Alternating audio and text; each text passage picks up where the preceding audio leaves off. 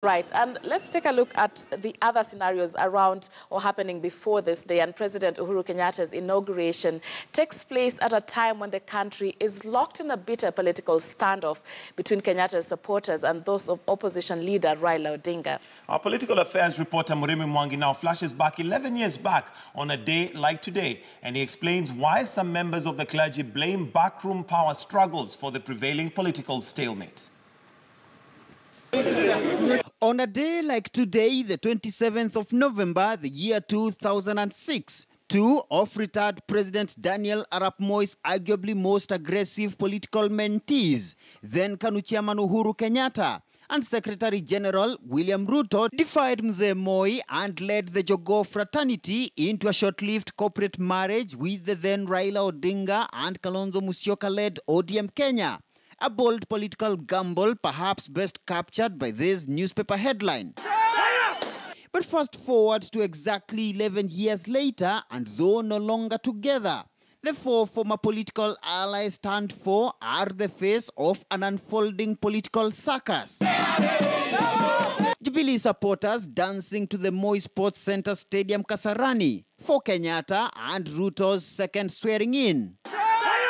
As Odinga and Kalonzo's followers trooped to Jacaranda grounds for a parallel rally, this being part of the opposition campaign to delegitimize the Jubilee rule. A grand divide which, though sparked off by recent poll dispute, appears to mirror the years of fierce backroom power struggles, which some clergymen say have little to do with the ordinary voter. So unless referee, which does not provide only labor, and it does not provide tax, and it does not provide votes, we are a triple slavery, where we provide our rulers with the labor, with the taxes, and with the votes, because we are not just free mentally. We might have to revisit our constitution and come up with an architecture of governance that can address the problems we are now beginning to see. The problems where somebody gets 6 million votes and another one gets 6.2 million. The one of 6.2 becomes president. The one of 6 million is told go home.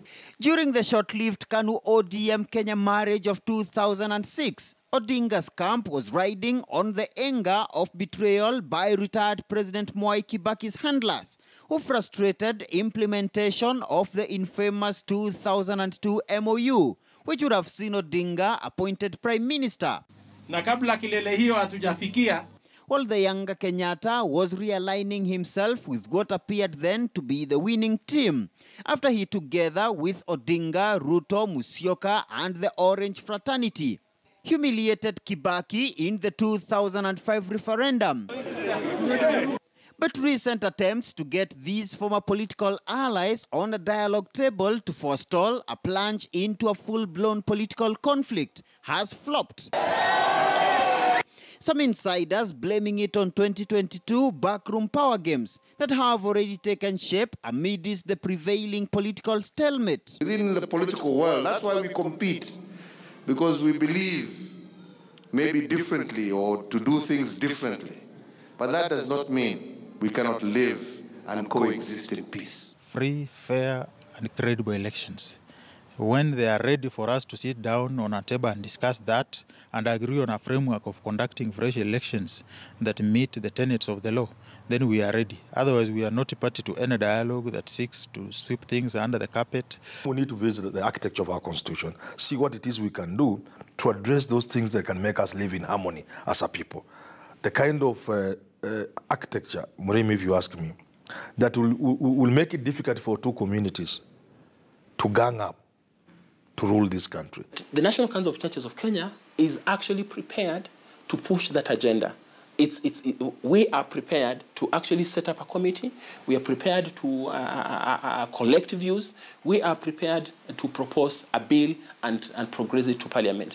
But, you know, these processes must be bipartisan. Now, even as the president-elect and his deputy prepare for their swearing-in, a political solution to the prevailing stalemate, it appears, is inevitable as the political dust kicked off by the October 26th repeat poll continues to settle. Murimi Mwangi, KTN News in Nairobi.